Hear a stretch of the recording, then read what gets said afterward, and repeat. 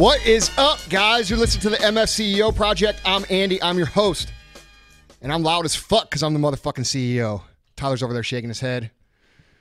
I think he's feeling extra straight today because he's not wearing his short. Oh, wait, you're wearing ripped jeans. Wait, never mind. I take that back. As always, I am joined by my co-host, Vaughn Vanilla Ice, DJ God. If you like Biggie so much, why is he not one of our intros and outros, our theme songs? Dude, that's a good question. Yeah. You're the fucking person that's in charge of that. Okay, I'll come up with it. I don't want him to sue us. How's Biggie going to sue us? His estate. Dude. I know he's dead. I read all about it. You don't know anything about anything. I spent 3 hours researching. That's how committed I am to researching you things just you tell said, me about. You claim to be Mr. fucking white hip-hop master, and you just said that you don't know what famous rapper is from Long Beach. And did you say who it was? No, because you should fucking know this MC if you know Hammer. hip-hop. No, not MC Hammer. Take another guess. All right. But it's not. I know it's not Tupac. Okay, so I'm going to say Trick Daddy. Get the fuck out of here. You're so fucking white. It's not even right. All right.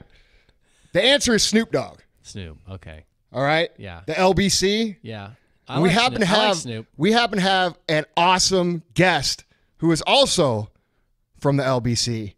My good buddy Randall Pich. What's up, bro? What's going on, guys? Dude, thanks for coming out, man. So excited to have you here. Been trying to get this together for a long time. One of the awesome young entrepreneurs that's out there doing it right now. Really, really excited to do this, man. Thanks for having me. I'm excited to be here. Yeah. So do you know Snoop? No, I don't know Snoop. Oh. I met his cousins a few times. Yeah. Apparently, Family Snoop people, was yeah. in the same high school class with Cameron Diaz. How do you fucking know this? Actually, no, Because that is I true. researched rap. That's Thank true? you. Thank They you. went to Polytechnic High School. Yeah. Thank you. Yeah. Don't stick up for him. Dude, is that really true? Yeah, it's true. No yeah. shit. Cameron Diaz has like a beach house Yeah. in Sunset Beach. Right, is that by there, you? Yeah. Yeah. Close. Okay. Yeah. She looked the best in the mask, though, and then she went way down. After Nah, that. dude, she was the hottest in Something About Mary.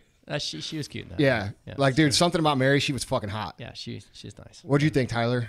It was a fast decline right after that movie. Yeah. For sure. Yeah. Why are you guys picking on her, man? Why you can't say nothing I'm positive? just not a fan. I don't have anything against her personally, but you know. Well, you don't know her personally, so how the fuck would you have anything against her? Jesus. Sometimes I think I should just do this on my own. Well, or get another pastor, Yeah. former pastor. People don't realize that you were a pastor. They think that's a joke. Like they think that's a joke. Yeah. Tell us a little bit about your pastor days. I don't even think we ever talked about this. Well, I know what do you Randall's the what do you guest, wanna but we'll know? get to that in a second. Randall's a pastor? No, Randall's the guest. Oh, the guest. But no. Christ. But we're going to ask you about your pastor days. Yeah, I was a pastor for 10 years and in a little college town, Manhattan, Kansas, home of Kansas State University. And I tried to be faithful but also keep it real. So I hung out with college students 2 or 3 o'clock in the morning. Did you guys pasturbate? You had me tell that whole story just so you could say that, right? No, we didn't. But it was great. I loved it. I just I decided to turn my back on God and embrace money, right? Yeah, dude. No. The life of podcast and riches, That's motherfucker. what somebody said, Randall, early on. They're like, why'd you turn your back on God and embrace the life Dude, of people got mad at him podcast for and doing the riches? podcast with me. Yeah. They're like, Yeah. you turn your back on God for the life of podcast and riches? Dude, we should make a shirt that says podcast and riches. That'd be great. No, so basically I wanted to originally I wanted to leave and become a college professor because, as Andy points out, I'm nerdy, so. You're nerdy, but you're cool sometimes. Yeah, thanks. I appreciate Yeah. it. But then I became Catholic. It was all kind of together. It's an amazing story that I'll write and get a New York Times bestseller. All right. Okay. So, All right. But it's good. Actually, we had a great, well, I guess people will they have heard the, forget it. I'm confused. All right. Moving on. Yeah. Randall is the owner of Live Fit Apparel. He's one of the best young entrepreneurs out right now. He's killing it on the gram. He's killing it in business. And he started from nothing, which is something that I always admire. A lot of people get advantages. A lot of people come from certain advantages. You are somebody who doesn't. I also think that, and you correct me if I'm wrong here, but I also feel like, in business, there's people who are more business focused and there's people who are creators. I feel like you're a creator first and then a business person. And I think that's really cool too, because I think a lot of people forget that that's the essence and the foundation of a great business.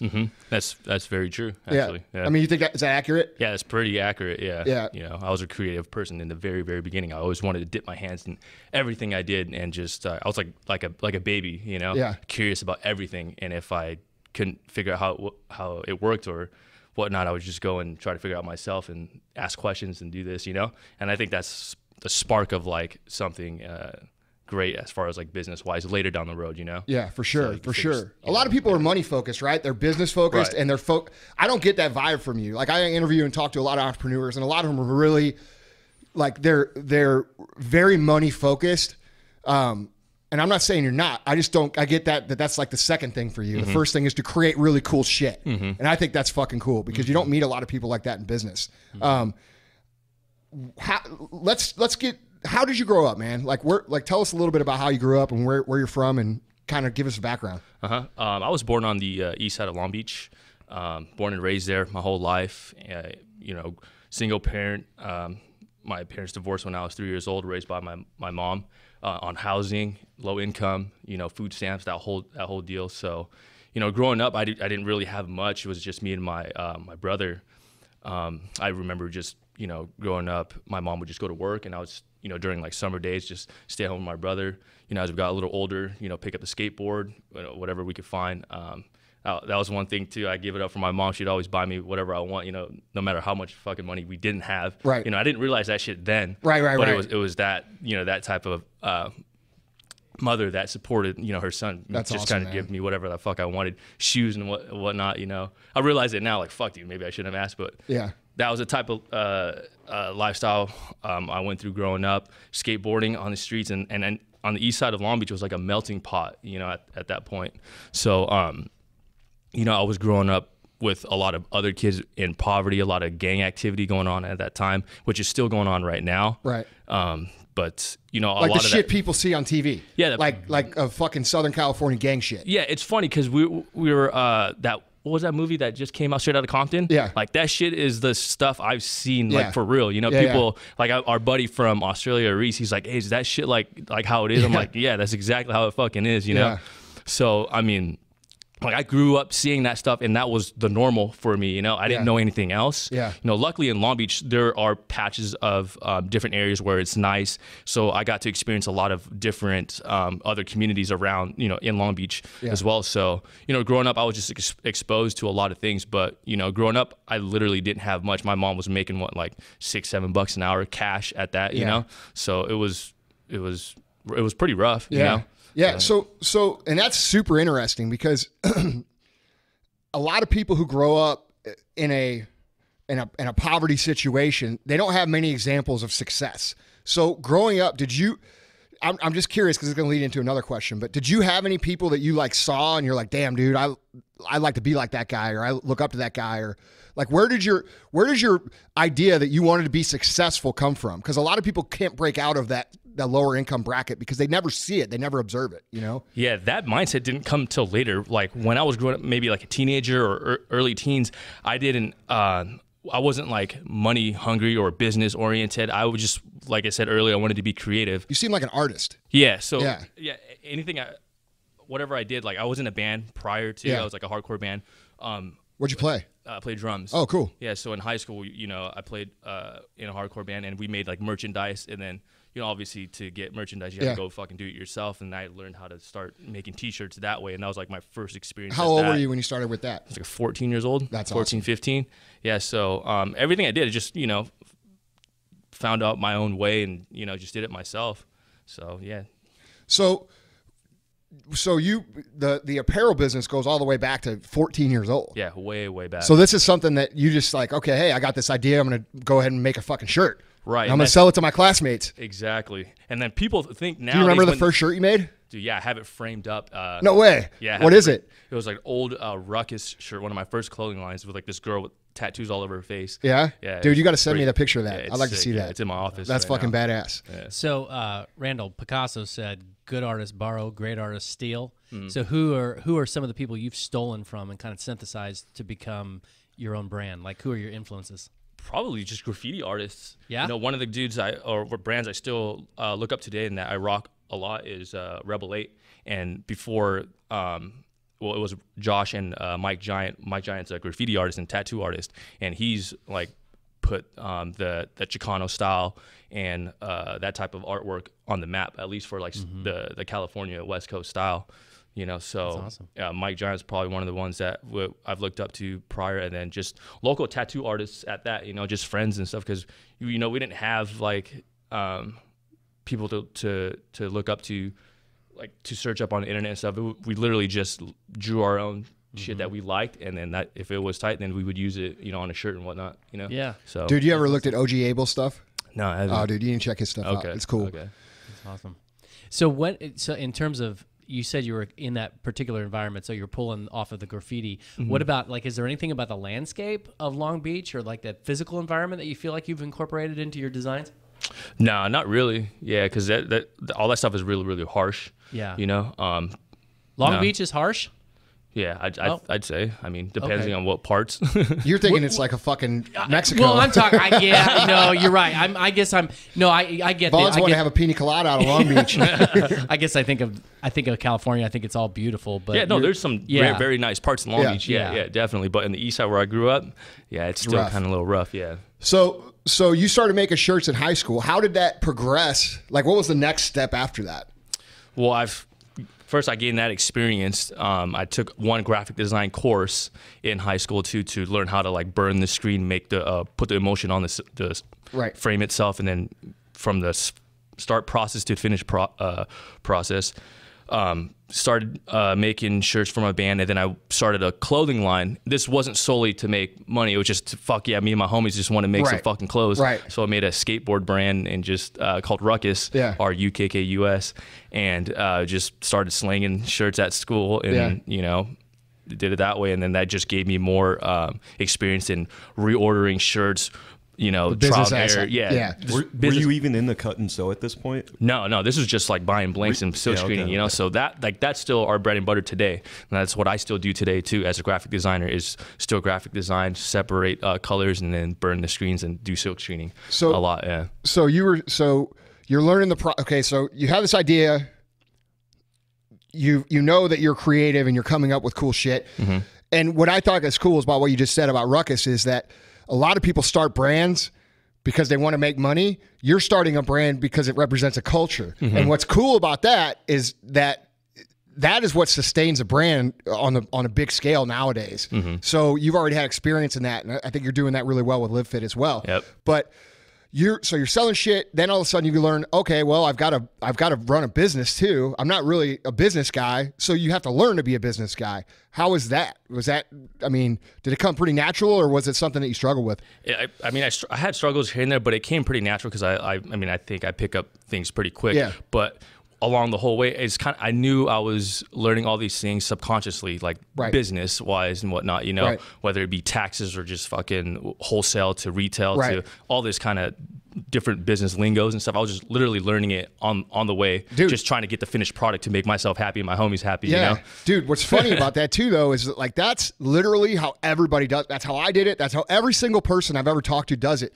But I also feel like that's the main excuse as to why people don't get into do the things they want to do. They're like, I don't know about taxes. I don't know about this. I don't know about that. I don't know about how to reorder. I don't know. I don't have the contacts. Well, get on the fucking Google machine and start learning some shit. You know what I'm saying? This, you didn't wake up one day as a successful entrepreneur. You fucking learned, and you learned by doing. I did the same thing. The biggest hang up that I have, that people have, especially listeners of this podcast, and I know because I get fucking DMs about it, is like, oh, well, I got this idea and I want to do it. Fucking do it. Right.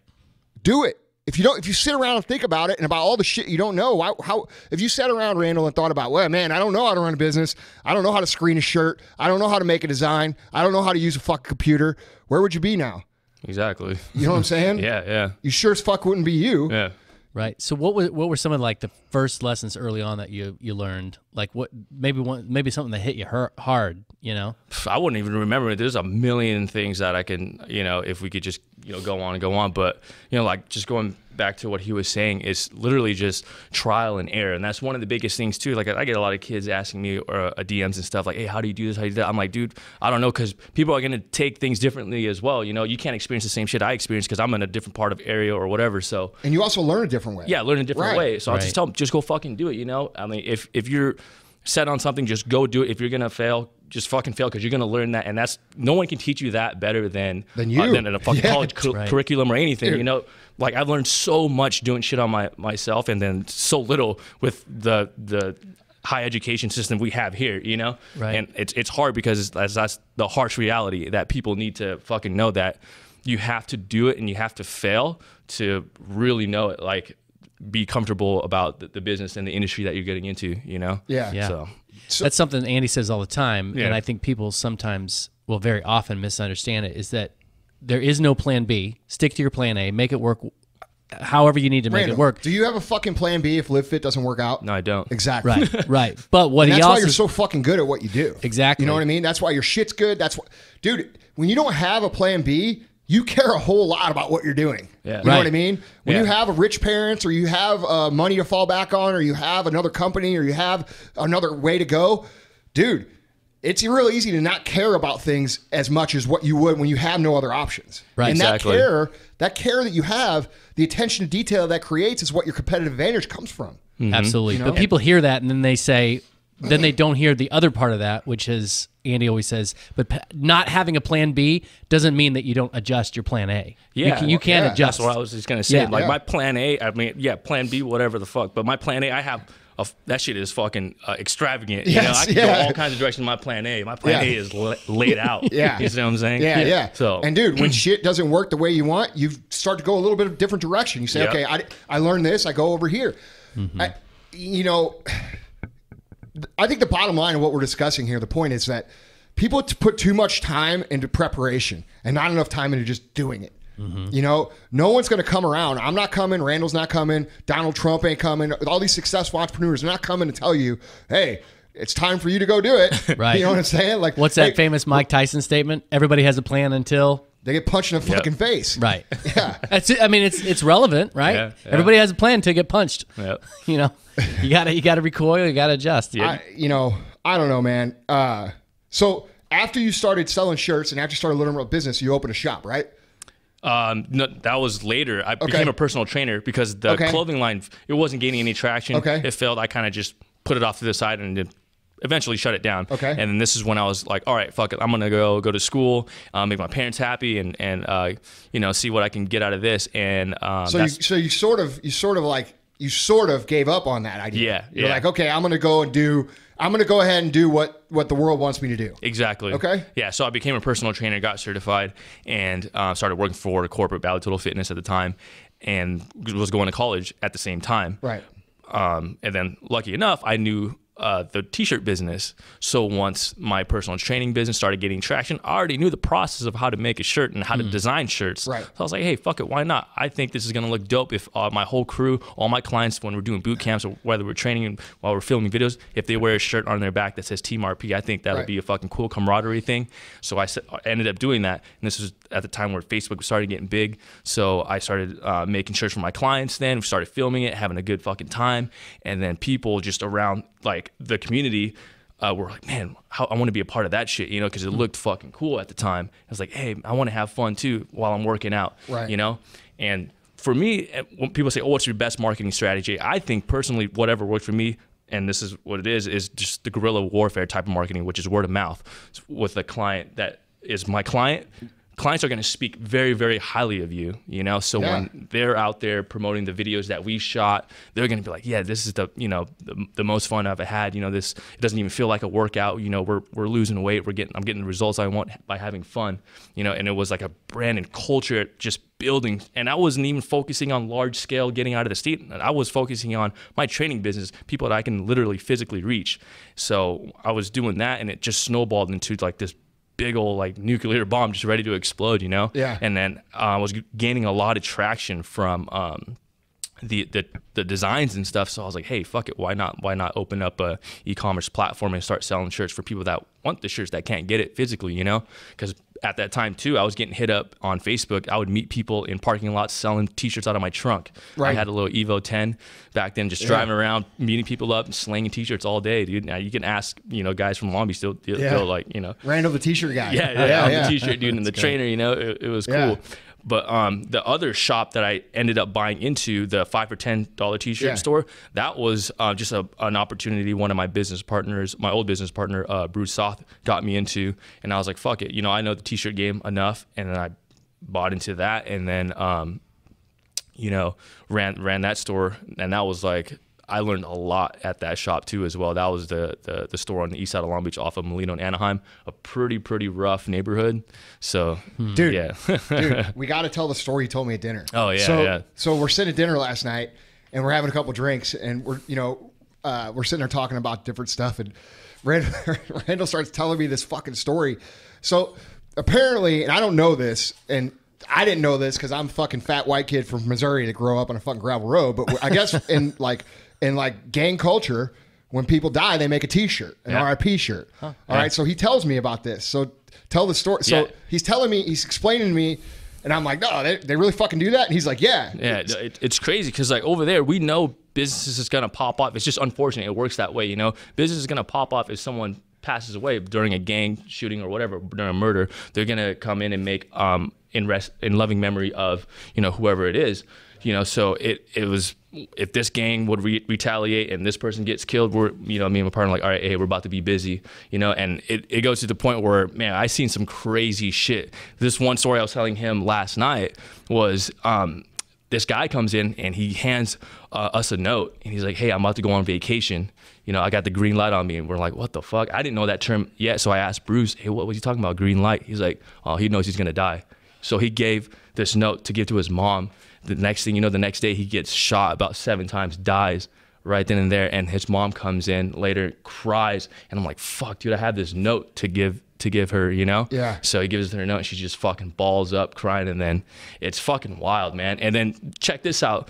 Later, we see the candlelight little ceremony thing across the street, you know, and the police are there. And these guys that are murderers or the victims or whatever, they knew who killed him, but they won't tell the police because the police will take him and just bring him to jail. They want him dead, so they won't rat him out. They'll rather have their gang people go over there and cap this guy off and kill him off. And I'm like, dude, that's just how it is out here. And me and Bruce are over here like, fuck, we're about to make a lot more other shirts. We're gonna have a busy fucking season.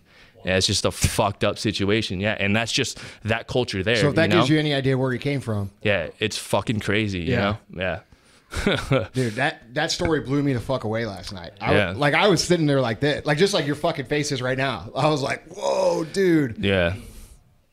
Tons of respect too for growing up in that, and that's gotta. I can't even conceive. Like I'm literally speechless. Yeah, it's wild. Yeah.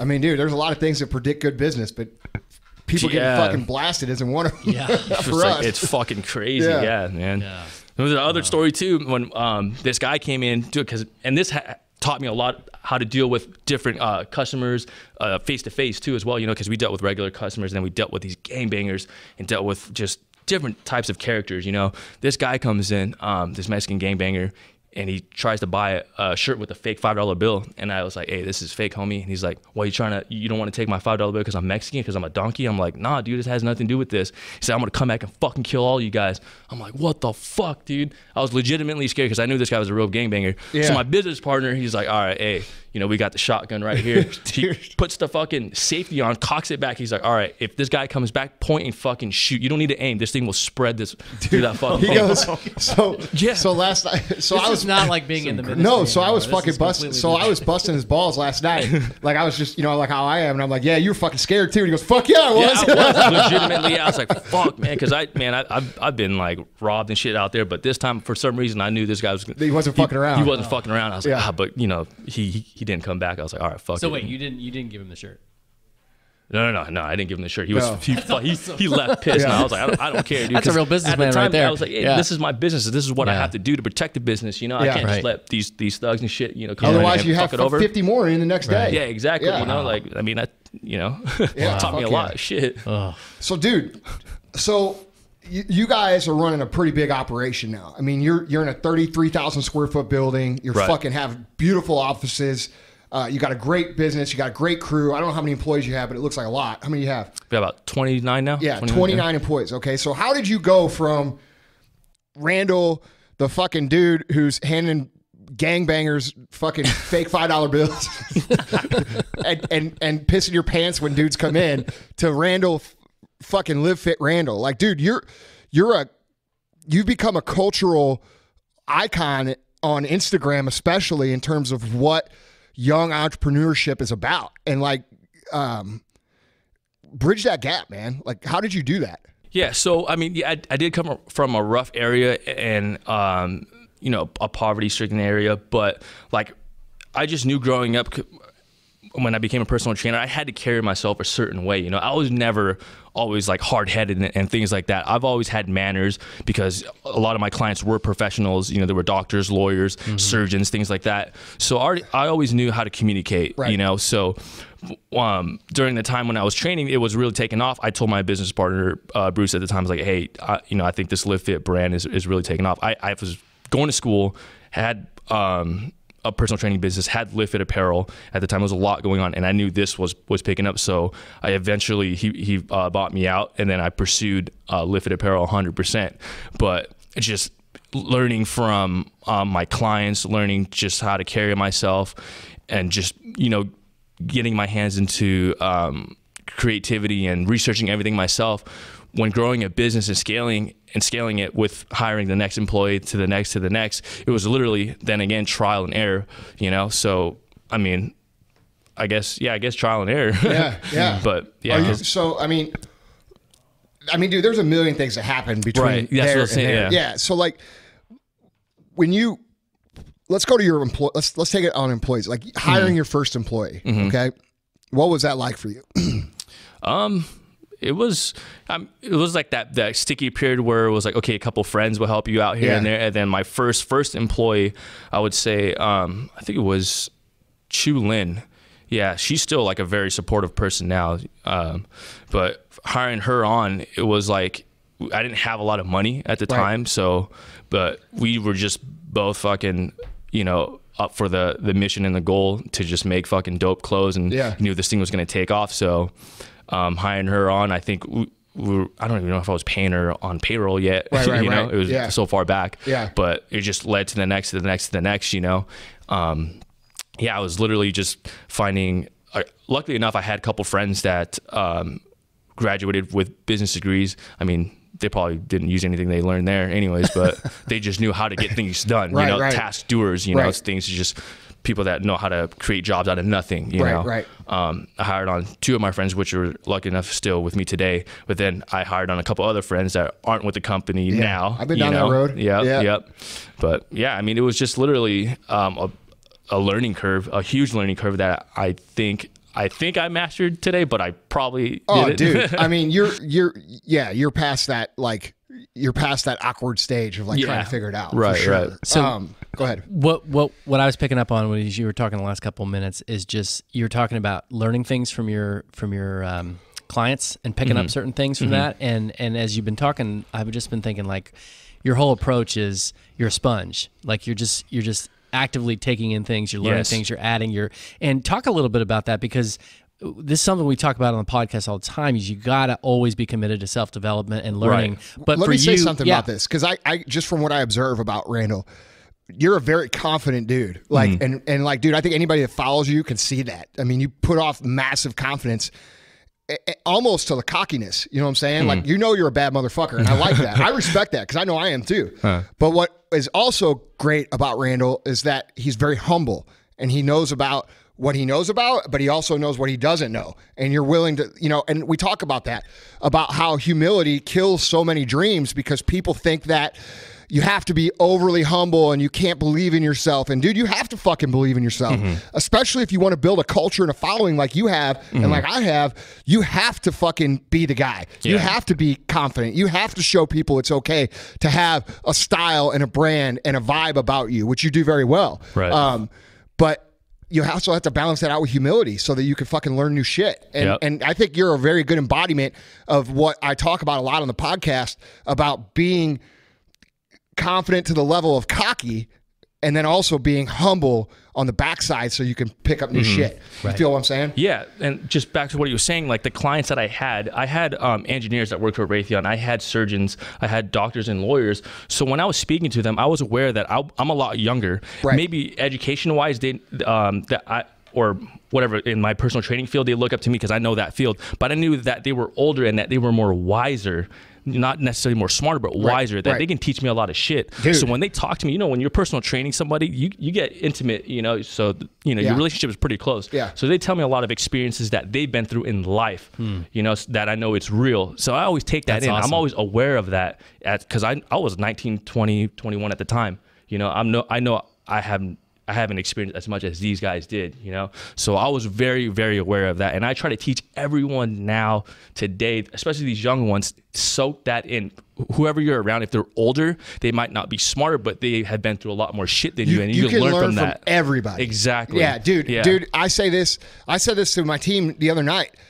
Dude, I know every single guy in my company, there's something that they are better at than I am. And I know what I know. But I also know that there's a lot of shit out there, and I give people a lot of credit because I know if you're a homeless dude walking down the street, there's something that dude knows that I don't know, and even if it's what not to do. Exactly. You know what I mean? I love that distinction you made between being smarter and being wiser. Yeah. Like you might have more like actual IQ intelligence than somebody, but it doesn't mean that their life experience knowledge is way higher than yours. Yeah. I love that. Dude, I don't think that's something that's ever been said on this podcast. Yeah. Ever. That's a great out of 3 years. That's a pretty profound way to look at things. I like that a lot. Yeah. That's awesome. Dude, so when you started Live Fit, how did you start marketing the brand? Because you're killing on Instagram right now. Was it mainly Instagram, or is it still mainly Instagram, or how did it go? It's Instagram, and it still mainly is Instagram. But when we first started, like I said, it was my personal training business.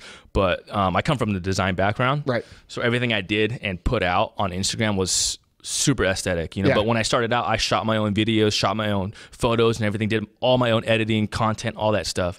And your page is sick, dude. Like your personal page. Like, thanks. I told Tyler, because like we were joking around down at my office.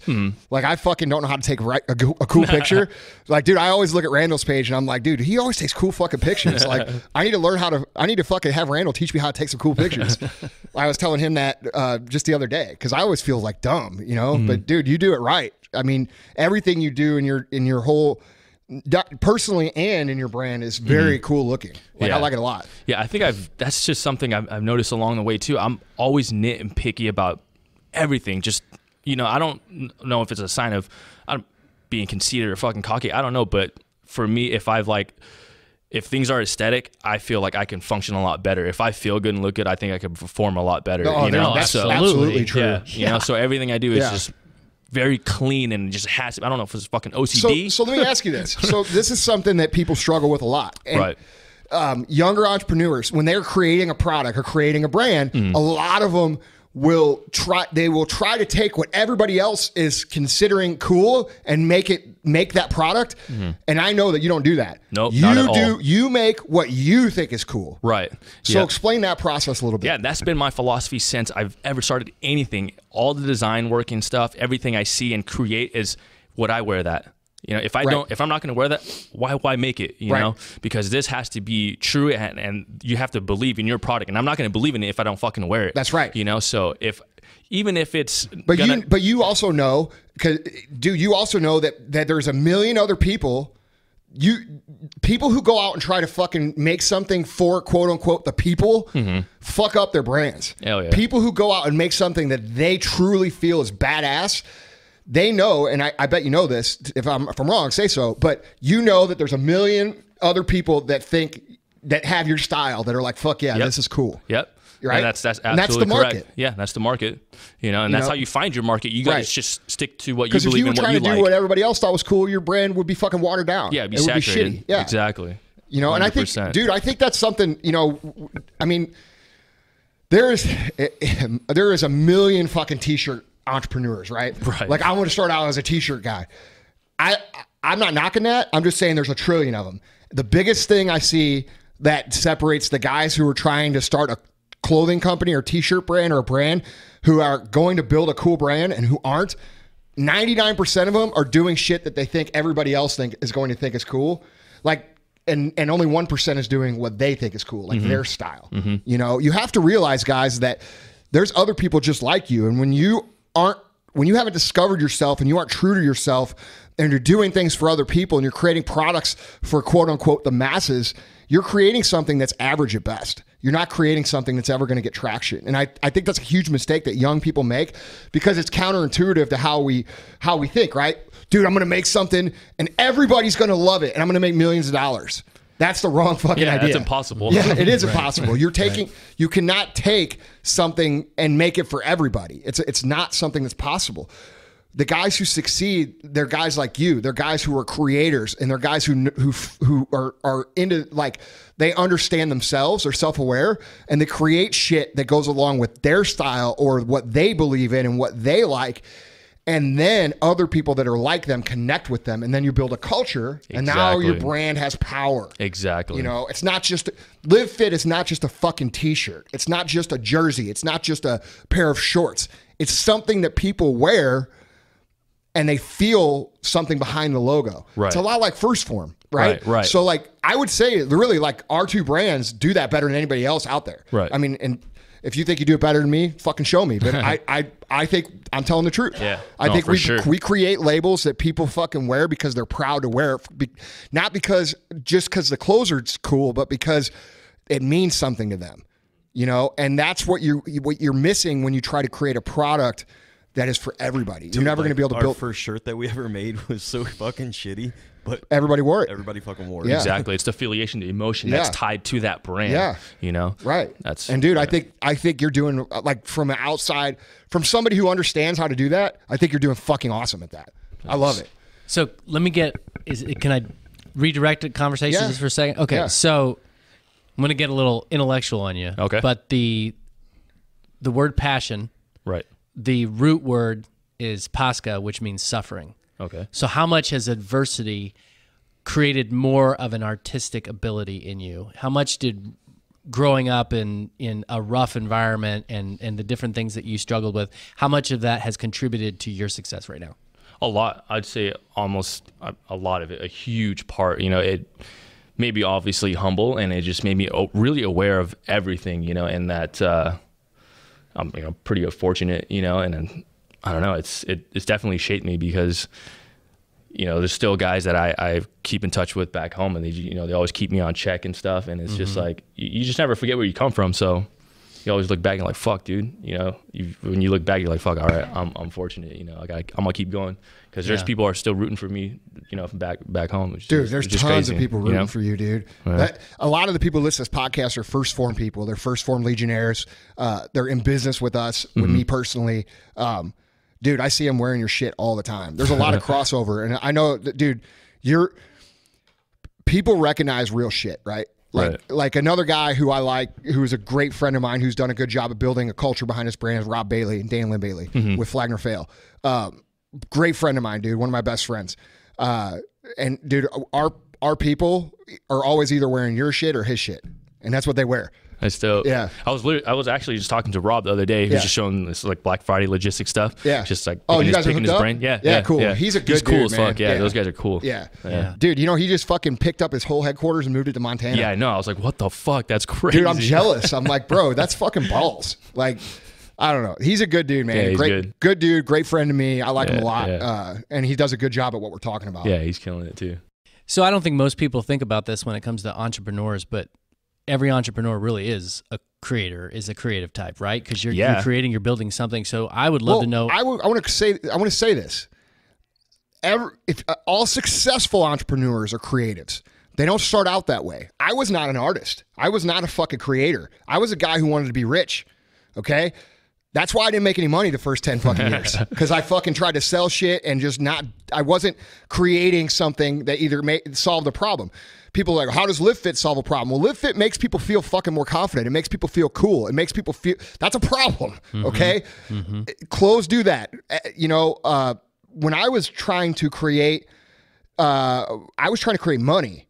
And so I had to learn to be creative. I had to learn that I had to solve a problem. I had to learn that I had to provide benefit to people. And that took me a long time to figure out. Yeah. And so not everybody starts off as a creator. Am I a creator now? Fuck yeah, I am. But I was the opposite of him. He started out as that way and then became a business guy. That's what I was trying to say when I opened the podcast. Yeah. A lot of people start at different places. And I think all successful entrepreneurs either start out as a business guy or they start out as because like I was a guy who was selling fucking baseball cards and selling snow cones and selling light bulbs door to door and doing all this shit, detailing cars so that I could make money. And I was a business guy first, and then I learned to create. And where Randall was a creator, and then he learned the business. And both end up at the same place. It's just interesting the process people go through to get there. The more you develop, you become more of a hybrid between the two. Yeah, well, I think you become complete. I bet if we sat down, we're equally as creative in our little areas. You know what I mean? And I bet we're equal in business too. Yeah. You know, as far as business acumen, marketing, we do a lot of the same things. You know what I mean? Yeah. So we would sit down and we would, and I know this because we sat down and talked, but like we would be the whole, right? Right. You get what I'm saying? Yeah, like totally. So now I wouldn't say I'm one or the other. I'm both. And I would say that about you too. Exactly. Yeah. Yeah. So you end up at the same place, but it's just a different process to get there. Right. So what aspects of your creative process do you think could be universally applied to business? Being able to adapt to scenarios, any situation. I think that's a lot of what a lot of young entrepreneurs don't get is just the social part. I learned that, how to deal with different people, personalities, emotions, characters, and especially when you have employees. It sounds cheesy, but it goes a long way when you learn how to communicate with other humans, because you never know how they're going to react. So you have to think as an owner or as a business person that you have X, Y, Z of how these reactions are going to be and how are you going to react X, Y, Z to that. Dude, we're a lot like that too, because you grew up in a really rough area. Yeah. So you know how to communicate with guys like that. Yeah. And you know how to communicate with guys who are fucking multi-millionaires. Yeah. You know? And I grew up in a blue collar environment. I didn't grow up in a gang area, but I mean, dude, I grew up around construction workers and blue collar guys, electricians, and warehouse type guys, you know what I'm saying? Like, so I know, and really honestly, like I'm more like that than I am like the other way, but I know how to communicate and hang out with those guys, working class people. And I know how to communicate and hang out with the top of the top. You know what I mean? And that's a huge advantage that you have because of where you came from. Is that something you just picked up along the way, or did you actually, like, I know a huge, bestseller in the success industry is How to Win Friends How to Win Friends and Influence People by Dale Carnegie. But there's all these books written about how to improve your social skills. I mean, dude, were any of those resources helpful to you? I or hardly did you ever read books. I can be honest with you guys. People ask me, what's your favorite book? I have books that have little quotes and little excerpts in there, and then I take a little bit from those, but I honestly don't even. Do you do any personal development? Like listen to regular podcasts or how do you do any of that? Dude, honestly, mine is just visual YouTube eye candy. Or visual, I just go up and just look at motivational pictures and shit. As cheesy as it sounds, I'm just like, fuck, man, that looks dope. This car looks sick. That house looks nice. Yeah, you're a car guy too, dude. Yeah, so you're a visualizer. Visual person by far. For sure. Yeah, see, I'm not very smart, so like I have to put a lot of shit in my brain. Like I was never a really smart person. Like I was I guess I was smart. I just wasn't. I don't know. Maybe I wasn't. I don't fucking know what I was. But I read. I've always read. Right. It's helped me a lot. Right. But I've never been the guy who's been able to like just figure things out. You know what I'm saying? Like I've had to like go learn it and like sit down and read a book and that. It's helped me a lot. Yeah. That's one area where obviously we're different. But even that looking at things, that is. Well, I do that too. Yeah, that's a process of actively seeking to educate yourself. So, dude, so you're motivated by material shit. Material shit, yeah, 100%. Yeah, for sure. Yeah. Where do you think that comes from? Like, dude, what do you think about people who are like, dude, I'm not motivated by material shit. Like, I just, I don't really care about money. Then they can go fucking live on the streets because this is how our government works. If it's not a democracy, if we don't have the freedom to fucking get shit and own business to make better for ourselves, then this will be it. Go do whatever. Yeah, might as well live in a communist fucking country where everyone's the fucking same, right? I fucking hate it when people say that shit. Well, all you're into is fucking cards, this and that. All right, and we'll go fucking work at McDonald's, hey, right? Bro, yeah. Hey, you know what? We'll fucking go drive our cars together, bro. Because I'm like you. But it's that's just like treats for ourselves, for the hard work that we fucking worked for, and plus, dude, it goes into what you said. Like people don't understand this because they never experienced it, but what you said about like looking good and feeling clean, fresh, and like all that shit, your car plays into that. Yeah. Like there ain't nothing better than rolling up on somebody or to a meeting or to a business dinner or wherever, knowing that you got the coolest shit there, and it makes an impact. It helps your business. Yeah, you know what I mean? For sure. By the way, you are a car guy. Tell us about what you got in the garage right now. Oh, right now I have an R8, a 2012 R8. I have a 2015 Huracan, Lamborghini Huracan. Range Rover and an A7, 2017 A7, and I just sold my GTR. Yeah, I know you're sad about that. A lot of my fans and stuff are disappointed. Dude, I was sad too. Do you get? So, dude, you're like when I have to sell, like I don't have to sell a car, but when I do sell a car, I literally get upset. Like I'm like, fuck, dude. Oh yeah, dude. We were out there just like taking pictures of it going on the truck, and we're like, oh shit. So I got a GT2 RS coming, the new GT2 RS, and I traded in my GT3 RS, which is the first time I've told anybody.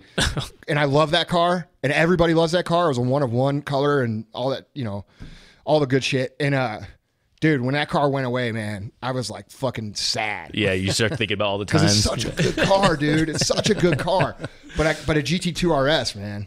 You know, I'll be happy when that comes. Yeah. It's funny because I've always been a car guy too. Everyone's like, oh, now that you have money, you get this. Like, no, before I was like, I'm souping up Honda Civics, prior. Dude, me too. Evo 10s. Dude, when I was in fucking high school, I had a 93 Jeep Wrangler.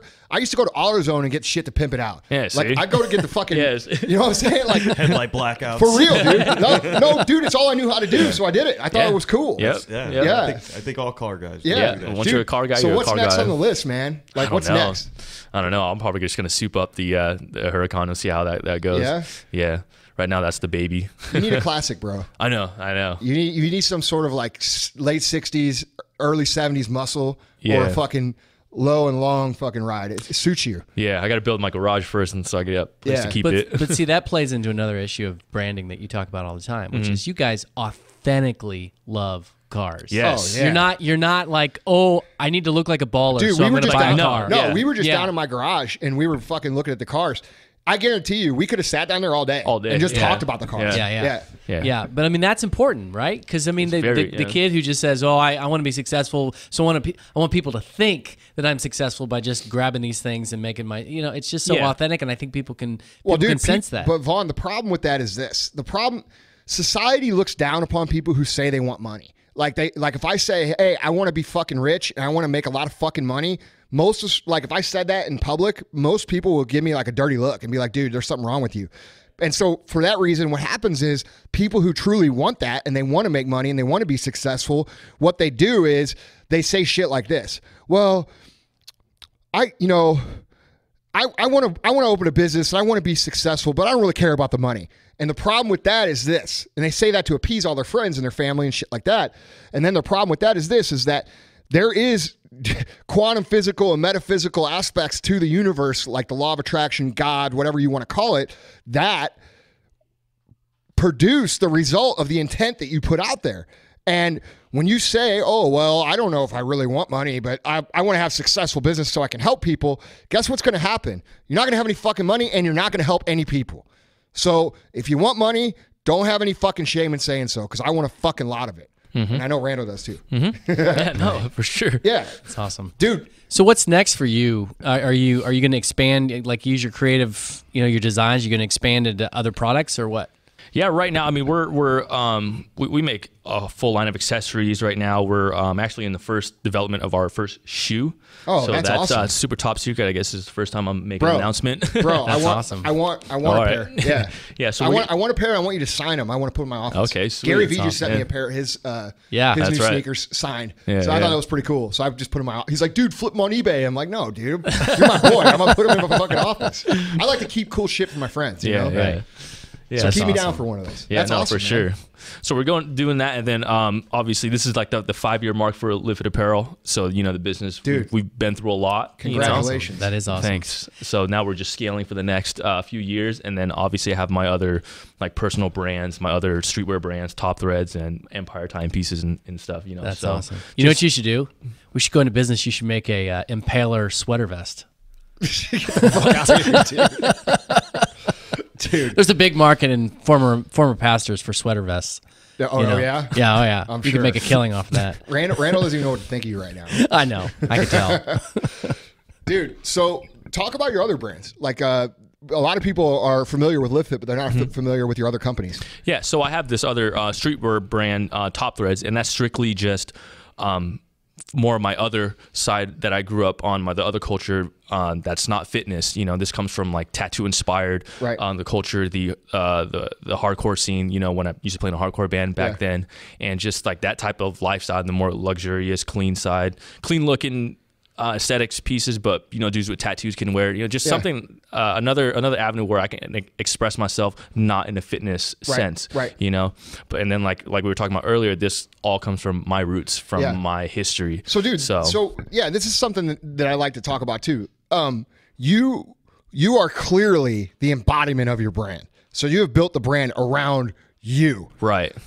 Talk about that for a minute and the importance of that. Yeah, so it was funny. At first, I'm like, yeah, dude, I'm going to fucking blow Live Fit up. I don't want to be the face. People think, oh, are you happy you are the face? There was a point, I think people wanted you to be the face, though. yeah, I didn't want it. Right. I didn't want it to be that way at first. I wanted it to be like, oh, I'm going to be like a Nike. I just want it to be LVFT, But as the market shifts and, with Instagram and all this stuff with behind the scenes and shit, people want to see who's behind this, the brand. So I was like, fuck it. I'm going to run with this. So then I started putting my face back into it, started modeling the clothes. These guys, all my media guys, like, always continue to say you should keep doing that. So I'm like, all right, fuck it, let's do it. Because sometimes I'm busy, I don't have time to do this shit. But now I'm making time because it works for the business.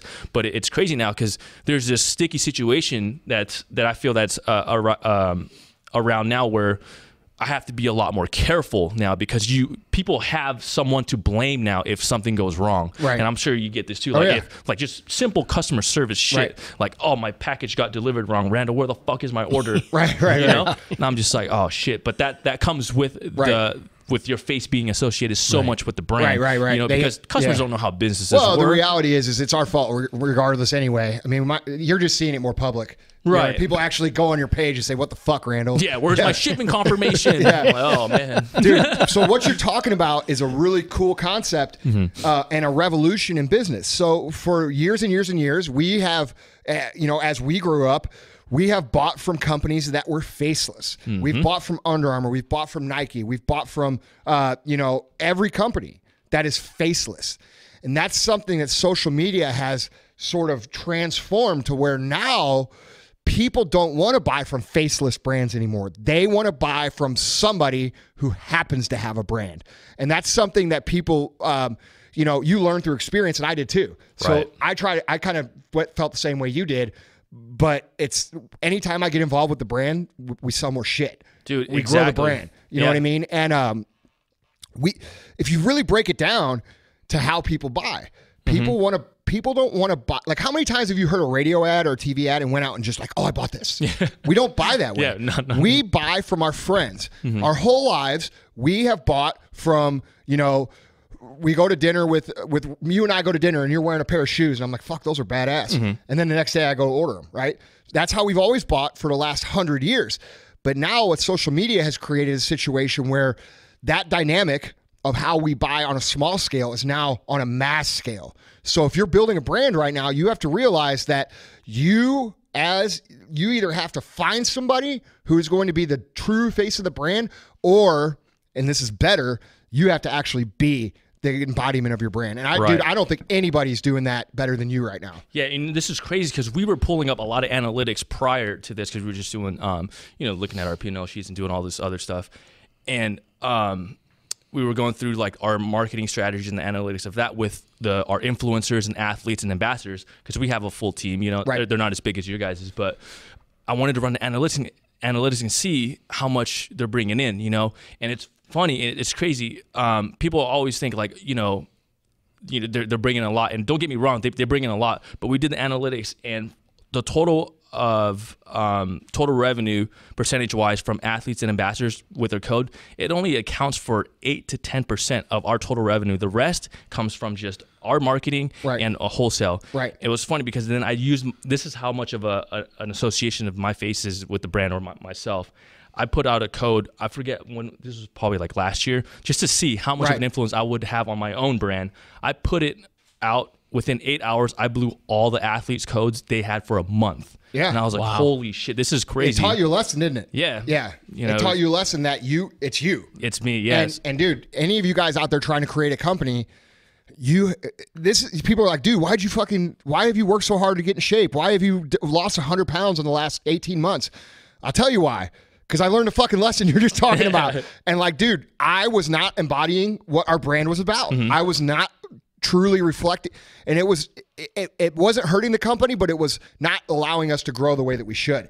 And dude, and this is a compliment for you, dude. Like I aspire to be an embodiment of my brand as good as you do. You do a fucking great job at that, man. Thanks. Like I don't think anybody does it better. Sweet. So keep doing that. Yeah. And it just keeps the brand true too, It's like that's our mission to help people feel better, promote a healthy lifestyle, and it's just if there's no better way of knowing that the owner's doing that as well. You're like, fuck, this guy's really living that shit. Yeah. Right. And I do think you said this earlier, unless I'm just imagining this, but did you say you're not really a naturally outgoing person?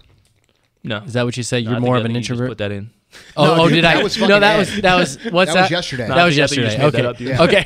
Jesus, Vaughn. You get fucking senile, man. I know. I am. What the fuck are you thinking about over there? I don't know. I'm so deep in all this profound thought that I got lost in it. I think you're still thinking about the fucking the gang shit. A little bit, yeah. Like, please I'm not gonna lie. I'm not gonna lie. Part of me is back there going, well, what if they listen to this and they just decide to knock me off as like a show of power? I'm not going to have any arguments. No love lost here. Okay, thanks. Look, dude. Well, my point being is, are you more outgoing? So does this stuff come naturally to you in terms of posting stuff and interacting with people and all that stuff? Yeah, I'd love just doing that kind of stuff. Can I ask you a real question? Yeah. Like this is I'm asking for me. Okay. And this would benefit other people. But like, how the fuck do you like take your pictures and look so fucking cool in all of them? Like for real. Like and I'm not like they're cool. Like. I struggle with that. Like, I don't like taking photos, and you seem to be very comfortable taking photos. I mean, yeah. And if you're going to build a brand, you have to become comfortable. Yeah. So how does one do that? Just from experience too. When I used to take my own photos and stuff, I didn't have a model. I would have to model myself. Fucking set the camera on timer and fucking run in front of the camera and shoot it. And if it find out, through the years and years and years, you know how to stand. You just know how to how to look. But now I have a good media team. I got Miguel here. We've been working together for so long that we just know the angles. You kind of just speak that own language that you guys create. So that's cool. Yeah. So basically, what you're saying is, when you're young and you're starting a brand and you're trying to figure out how to be the face of it, you're going to have to be comfortable looking fucking stupid for a while. Yes, you do. Yeah. And I can't, everyone's like, oh, look at this boy's fucking taking pictures of himself. Like, I don't give a fuck, dude. Yeah, whatever. right, exactly. I gotta make that shit happen. Yeah, that's fucking awesome, dude. I love that. Cool. These guys called me last time. I was fucking, because he was out sick or something. Miguel was out sick. Yeah. I didn't have anybody. It was late. We just restocked the product, so I had to fucking take a photo for Instagram. I put the fucking camera on a tripod, put it on a beep on the timer, and ran in front of the camera, started doing a pose. And then my other guys, my production managers and shit, started coming in and fucking snapping me. I'm like, oh, fuck you. It's still a joke, but you just got some shit you just have to deal with. Yeah. Dude, I used to be like that. I used to be like that on video. Like I would when I went to record a video, I'd be like, okay, well, what am I'd ask him, or I'd ask whoever was shooting it. Okay, well, should I say this? Should I say that? What should I do? And it wasn't until I was just like, fuck it, I'm just gonna do what the fuck I think I should do, that shit started working. Yeah. Like when I started, like when I was like, oh, is this how I should speak, or is this how I should talk, or is this how I should do this? I was terrible. Like the videos and the audio, the shit that I would produce was fucking horrible. It wasn't until I was just like, fuck this, dude. I'm just do what the fuck I think. Yeah. And at the end of it, and I still do this today. I'll go to him. I'll go, hey, was that good?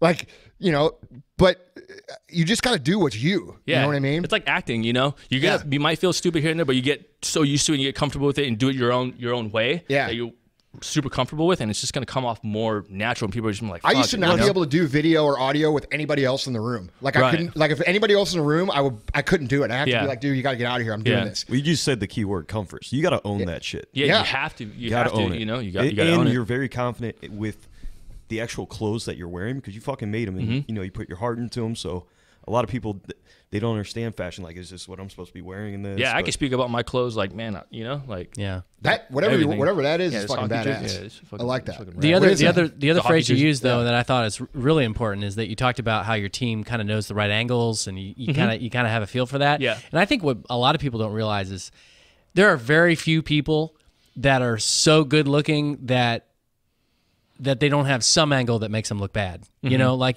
everybody has to find the angles and Right. the shots. Dude, that I make them think look better. everybody, honestly, Yeah. I think everybody can look good in photos. absolutely. Everybody, because dude, the reality is like your imperfections are what makes you fucking cool. Like, like your uniqueness is what makes you cool. I used to think like, oh, I have to fucking look like this and be like this, and then I got stabbed in the fucking face. You know what I mean? And I'm like, fuck. And then for like 5 years, I was like, fuck, dude, my face is fucked up. And then finally, I'm like, fuck it, dude. It actually kind of looks cool. Yeah. And now I fucking own it. It's part of my brand. And dude, you know, just owning the imperfections is what, you know, you find somebody who knows how to take photos and video, they can make you look fucking cool. You know? I mean, Yeah. even you, Vaughn. Oh, I got a face for radio. That's why we're doing radio. That's right. Yeah. So- your location definitely helps too when it comes to your brand because it's you. You know, you take a brand like Top Threads and you bring it out to like the countryside, and it's just like there's contrast, but there's way too fucking Oh much no, contrast. his you his know? brand is authentic to him. Yes, Yeah, Yeah, for sure. Yeah. So, dude, in the last couple of years, I noticed, and before you and I had even met, you know, we were doing a lot of the same things as developing, like, as our personal brands, as entrepreneurs. You know, like we were going on the Instagram pages, and people were promoting us and shit like that. We were both on Build Your Empire cover. Yeah. That was cool as fuck. Yeah. What's your mission with that, man? Like, because I see you working hard to build your name as an entrepreneur. What's the goal for that? The goal for like it's similar to yours. I mean, correct me if I'm wrong, but it's to literally just let young aspiring entrepreneurs or just people in general know that there's another route you can take to success. You know, and that the blueprint that was written, still taught today, isn't fucking correct anymore. Things are changing. The technology is changing. Marketing is changing. Everything is changing fast. And the only people in the forefront is people like us because we're living it day to day. And right. the only way people can teach it is us telling it. That's right. Because if not, then fucking who else is going to know? Because if we're not leaving our blueprint and leaving our mark, yeah, no one's going to learn because right. it's just going to change again. Dude, change we live again. in such an awesome time because you and I didn't have that. Exactly. We didn't have Yeah. we didn't have entrepreneurs that we could look and watch and see them how we couldn't see. Like, dude, think about this. I used to look up to guys in other business guys back when I was trying to become a business guy when I was 19 years old, 18 years old. All I saw was the fucking product on the shelf. I didn't see how they marketed. I didn't see who they had representing it. I saw their ads and I saw the product, and that's all I could pull from. Now, you guys actually have real entrepreneurs who are building brands in the moment that are actually willing to give you their fucking time and tell you how to do that. Like, dude, people, they have such a huge advantage now. You know what I mean? Like, dude, the barrier to entry to business and the price to pay to success is so much smaller than it used to be. You used to have to grind out 10, 15 years. Now you're 5 years in, you're fucking killing it, dude. Like, the game is just so much faster. And I'm almost pissed that like I had to pay the price that I had to pay. You know what I mean? Like, I wish I was like 10 years younger because I would have been where I wanted to be 10 years faster, you know? And, you guys are such an advantage to have people like Randall and other people out there who are literally doing it right now to learn from. Dude, and by the way, our missions are exactly aligned because I feel the same way. It's like I don't get anything out of it, you know? Right. I just want to fucking let people know that this shit is you how didn't it have is. that. Yeah, because I didn't have that. I was like, fuck, you know, might as well share it. Yeah. Let people, know what's real. Yeah, dude, it's going to be cool to see in the next 10 years how people who are just now starting brands, how that develops. You know what I mean? Because like with the barrier to entry lowering, you have more competition. So like when you started doing t-shirts and stuff like that, you had some competitors, right? Now there's fucking 10 million people doing it. It's the same for supplements. There's 10 million brands out there. So to become better, you have to really learn the game. Like you can't, if you're out there just buying some t-shirts and you're going to create a fucking cool design on it and post on Instagram, you ain't going to fucking make it.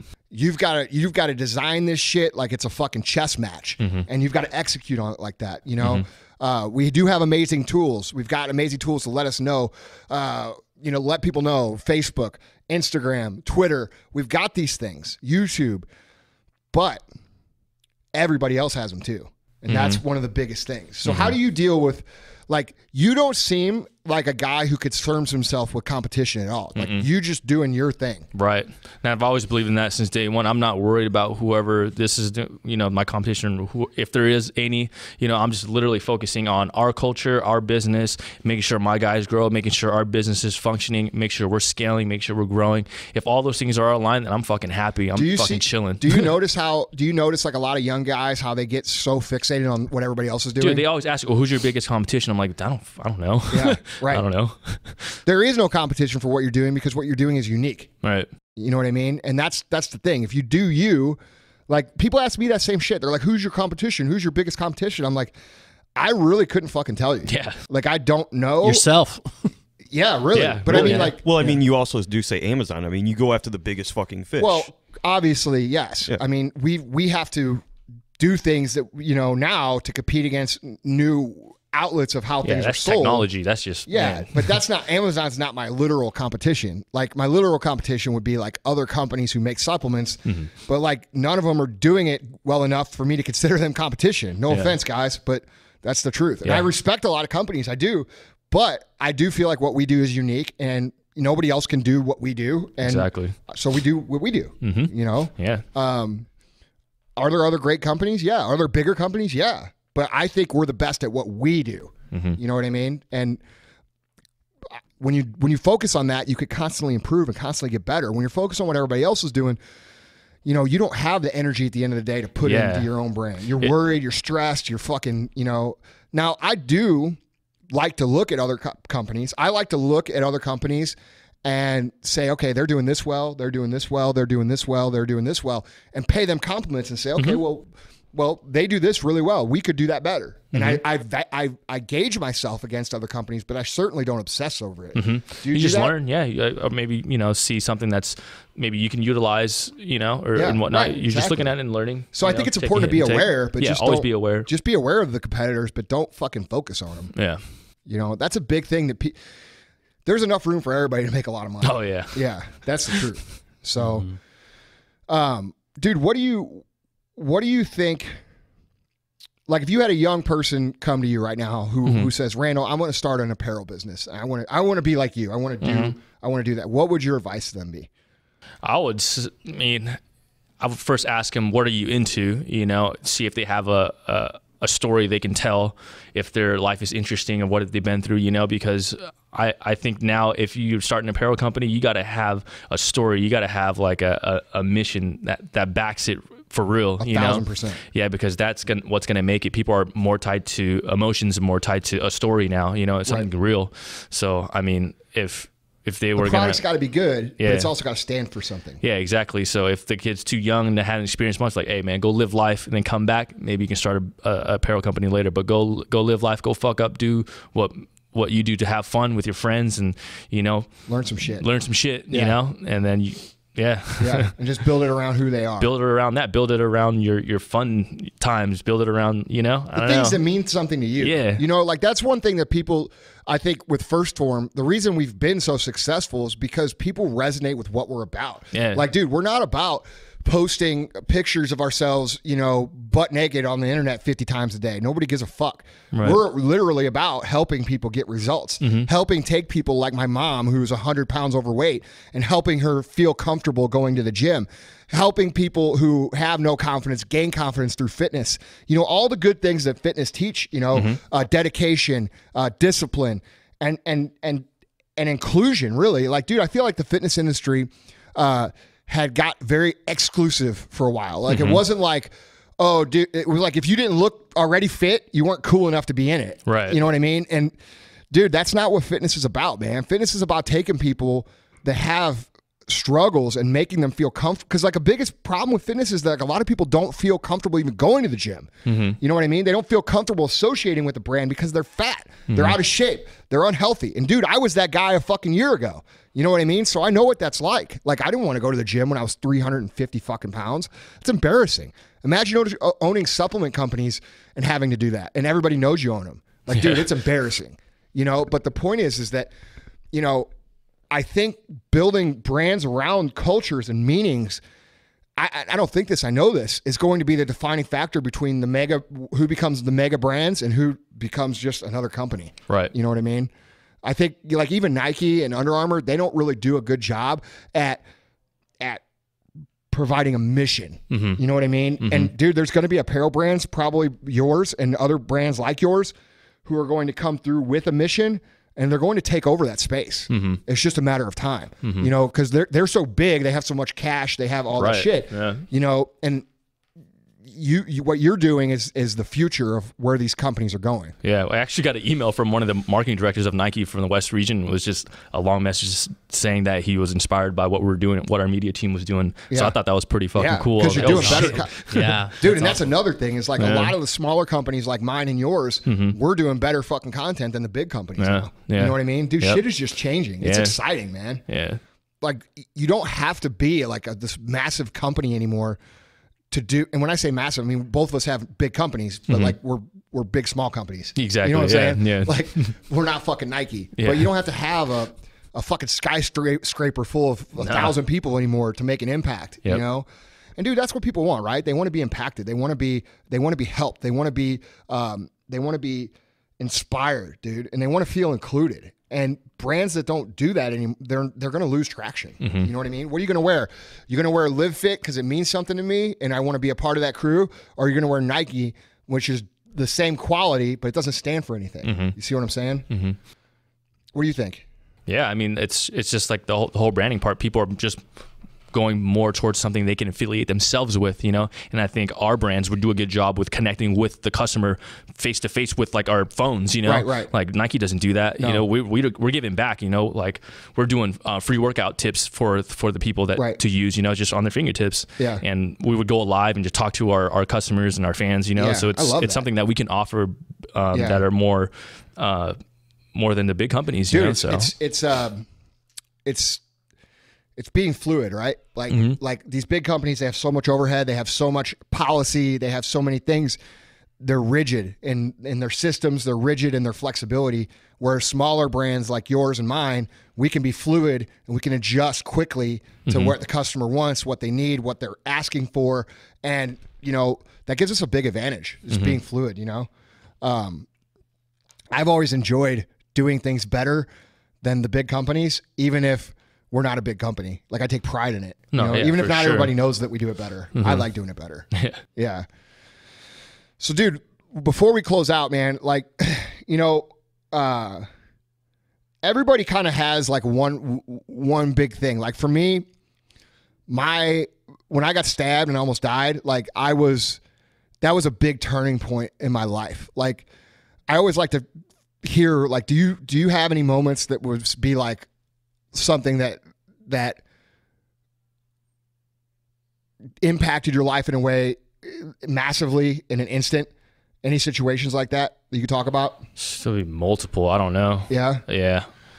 I mean, I guess on another note, something that really, really like made me say like I made it was when I was able to retire my mom. That was fun. Yeah, so she doesn't have to work. This was like 2 years ago. I told her, I was like, because she's been fucking working since, you know. So I was, you know, I was like, fuck it, you know, I'm gonna retire you. Yeah. And now she doesn't have to work. Got her a car, got her a place to stay. So she's chilling. That's because awesome. she came from the war, from the killing fields, the Khmer genocide. With Pol Pot. Pol Pot, yeah, she survived that. She survived that, you know, running through bombs and shit, carrying my aunts and stuff. Fuck. Yeah, that's some other shit. Yeah, she's seen a lot of murders, a lot of Yeah, so you know about the killing fields. Oh, yeah. There was more people killed than the Jewish genocide. Yeah. It's just not documented because a lot of history's been burned off and stuff. Yeah. Right. No way. So she fled from that country. Yeah, this is after the Vietnam War as well.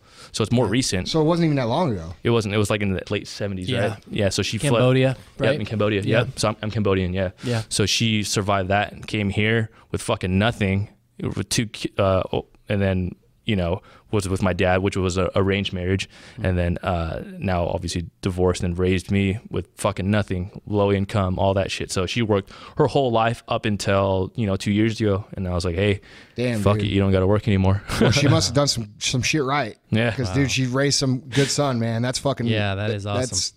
That's respect, dude. I like that a lot. Thanks. Yeah, that's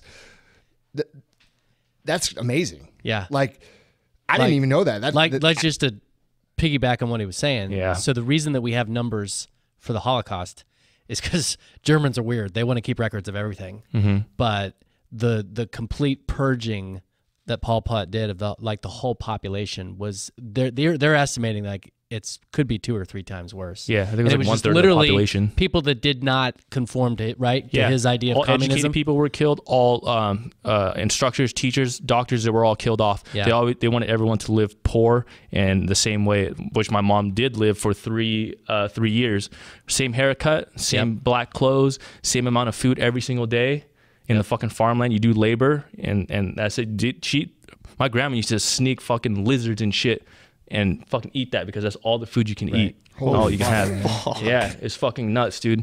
You know, Angelina Jolie now, she actually has Maddox, the kid she adopted from Cambodia. Now she's just put out this movie called First He Killed My Father, which kind of gives an overview of what happened, So I was actually invited to the premiere viewing with Angelina Jolie in Long Beach. That's There's awesome. a huge community over there in Long Beach of Cambodians. That story first of all, if you're making a fucking excuse about, like, if you're bitching about America and this and that, fuck you, man. Like, dude, that's what America's about. Like, America's about giving people the opportunity to, it might not happen to every single person, but your mom started a trickle down that happened to you. And dude, it's just amazing. Like, that's the fucking American dream. Yeah. Like, that's what it's about. I love that, bro. Like, I didn't know that. Awesome. That's amazing. She came here with nothing. Yeah. Literally nothing. Dude, I'd like to meet your mom one day, man. Definitely. That'd be cool. Crazy. That is fucking cool. Several times speechless during this podcast. So there was wild, another huh? one. Yeah. So let people know where they can find you. Where can everybody find you on social? They could find me on Instagram, obviously, Randall_Pich. Yeah. And then I have my personal website, Randall-Pich.com. Or look up liveitapparel.com, topthreadsinc.com, or just Google my name. Okay, cool.